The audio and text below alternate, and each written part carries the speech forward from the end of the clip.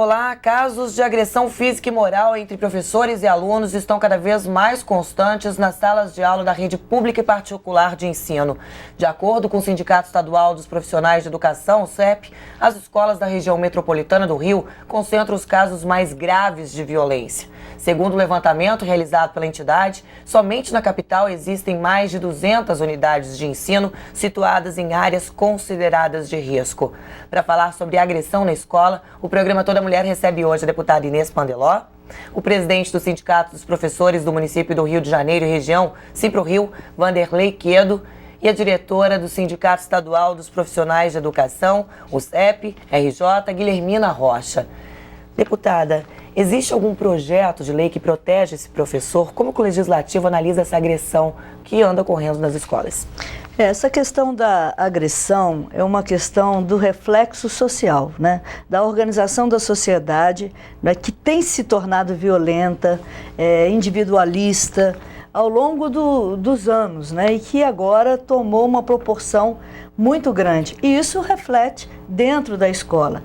Não existe uma lei que possa intervir nessa relação, né? Porque dentro da escola tem toda a disciplina, né, a hierarquia do professor, do diretor, e tem que ter essa liberdade também de a autonomia e a autoridade desses profissionais dentro da sala de aula. Então, no momento, não existe nenhuma lei a esse respeito.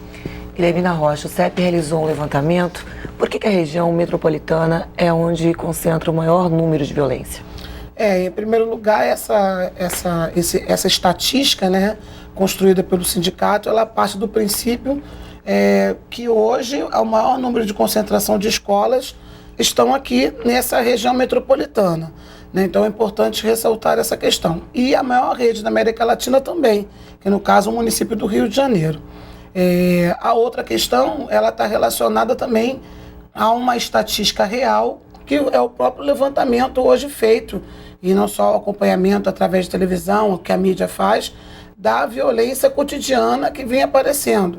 O sindicato nos últimos, na verdade, há 10 anos o sindicato vem fazendo não só a denúncia, mas protocolando no Ministério Público, os MPs, a situação hoje não só da vulnerabilidade da escola, porque aí é o que tange a questão do seu entorno, e também a situação da vulnerabilidade desses profissionais de educação, que, consequentemente, inclusive, acaba resultando não só nos índices diretos de violência do confronto, mas também em situações de confronto dentro das próprias comunidades, que acabam gerando problemas de tiro, etc. Entendeu? Vanderlei Quedo, quais os principais motivos dessa agressão dentro da escola?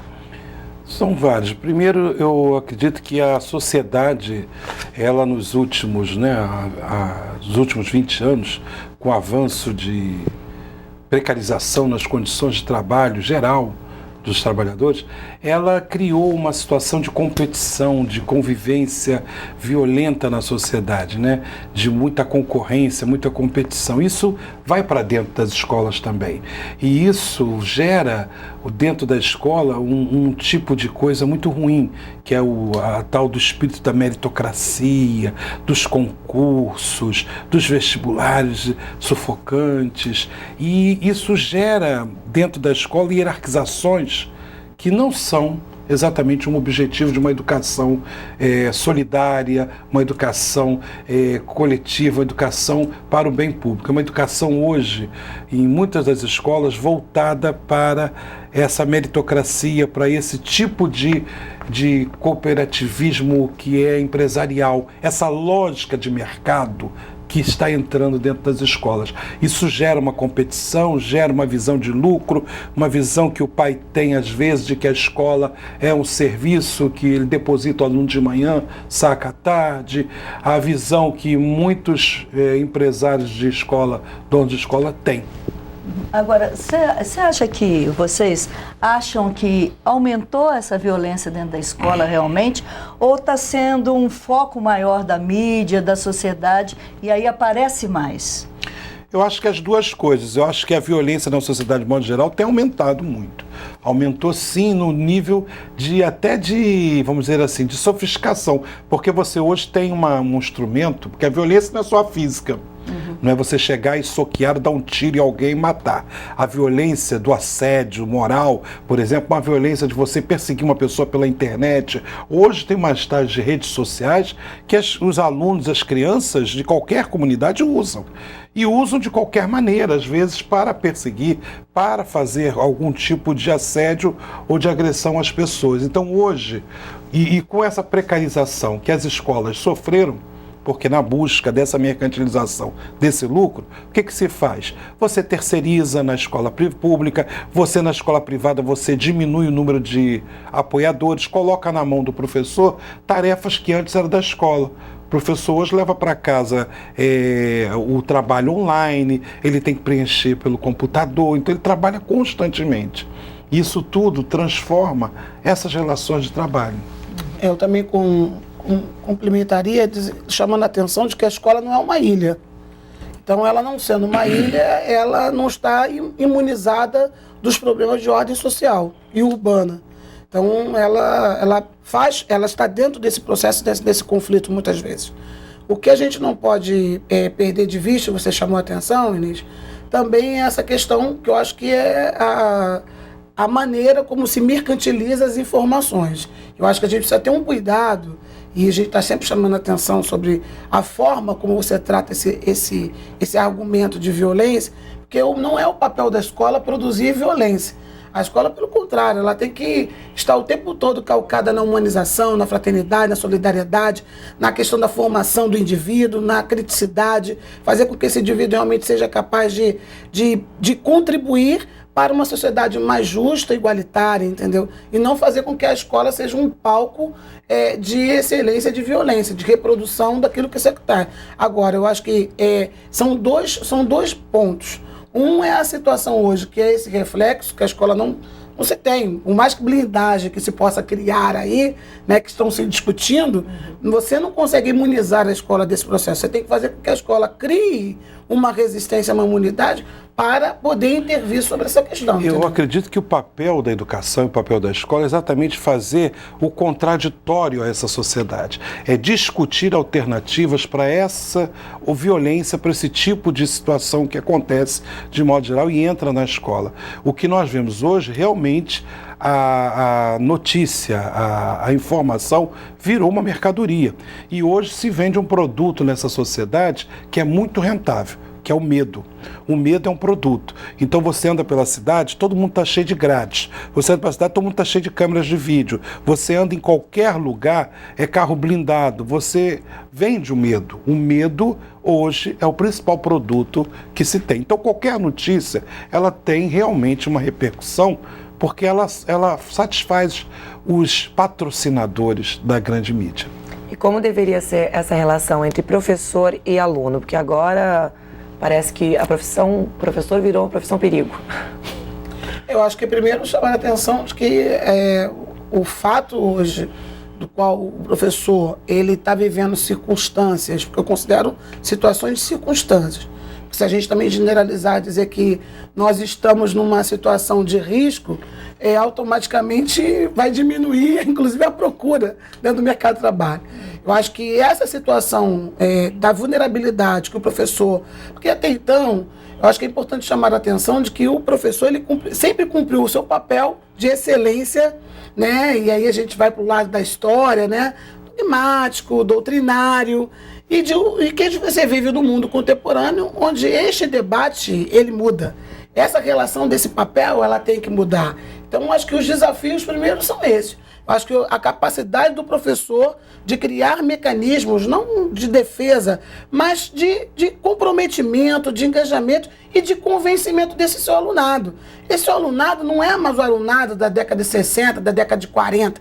Esse seu alunado é o alunado das redes sociais, esse seu alunado é o alunado do funk, do hip hop, é o alunado da classe popular, porque, lamentavelmente, a escola ainda é um locus elitista, que ao invés de agregar, muitas vezes ela exclui, ela precisa de fato discutir isso. Por isso que anteriormente eu gostaria também de a gente não perder de vista, eu acho que essa questão do espaço da escola, a sua excelência, a sua função social.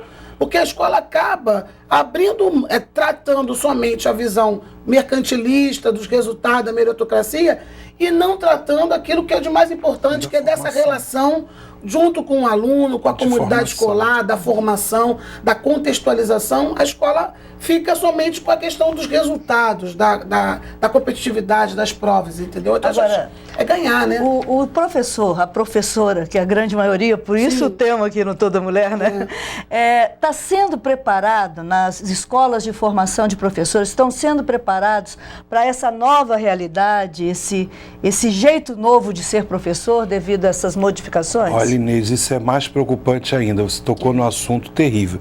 Primeiro porque hoje a maioria dos cursos de formação de professores está restrita a universidades privadas. E 50% dessas matrículas são de cursos noturnos, que muitas das vezes não tem qualidade alguma. E pior, muitos desses cursos, aí tem um percentual de quase 40 e tantos % também, é à distância. Então, você formar professores em ensino à distância, em cursos noturnos, é uma coisa muito complicada, porque o professor ele precisa ter uma formação mais forte, mais integrada, com mais qualidade, ele precisa ter os estágios, ele precisa estar presente dentro de uma outra escola, ele precisa ter o contato presencial nessa formação. Eu fico muito preocupado com isso. Então, isso tem sido uma luta nossa, de denúncia nos fóruns da CONAI, na primeira Conferência Nacional de Educação, agora na luta pelo PNE, essa questão da formação de professores, que é uma questão grave. E isso sem olhar para a questão curricular. Por exemplo, um professor, não tem curso nenhum que nós conhecemos, o trabalho com uma fono, por exemplo, ou um trabalho com uma psicóloga que fale do professor como profissional dentro de uma escola. Fala sobre metodologias de ensino, mas não se fala como uma relação de trabalho, como é que se cuida da voz, e outras questões inerentes ao mundo, por exemplo, a questão das redes sociais e da nova família, né? Sim. E tem uma coisa tem também, uma nova família. Acho que é lembrar que, apesar dessa expansão no mercado de ensino, ainda acontece a formação dos anos iniciais, que é desse professor de 1ª a 4ª, que majoritariamente compõe um cenário do magistério e é feminino. Ele ainda é feito pelo sistema estadual de ensino e que sofre, muitas vezes, pela própria precarização, não só pelas as faltas de condições, né, das aulas, o próprio preparo desse futuro educador, a maneira como isso ocorre, os estágios de maneira extremamente aligeradas. Quer dizer, você não consegue, além da ausência de uma matriz curricular que realmente coadune com essas preocupações, porque aí você acaba pegando... A gente sempre discutia isso nas escolas normais, né? Quer dizer, de formação de professores. Quer dizer, há uma necessidade de você chamar a atenção não só para aquilo que é importante para a escola, mas aquilo também que é importante para o aluno. Então, quer dizer, a escola acaba tratando de uma maneira muito mais vertical do que horizontal. Que a nossa perspectiva hoje dessa horizontalidade é garantir com que estas discussões, não só dentro do contexto, onde a gente possa discutir a questão de gênero, onde a gente possa estar discutindo a questão cultural, da diversidade, da discriminação racial, quer dizer, fazer um debate realmente transversal, onde a escola realmente passa. Agora, há uma situação que é real, como o professor Vanderlei já colocou, que não só da maneira hoje como elas são procedidas, mas principalmente pela própria incapacidade do próprio sistema, entendeu? Tá certo. Nós vamos para um breve intervalo e já voltamos com Toda Mulher, hoje falando a respeito da violência nas escolas. É só um instante, não sai daí.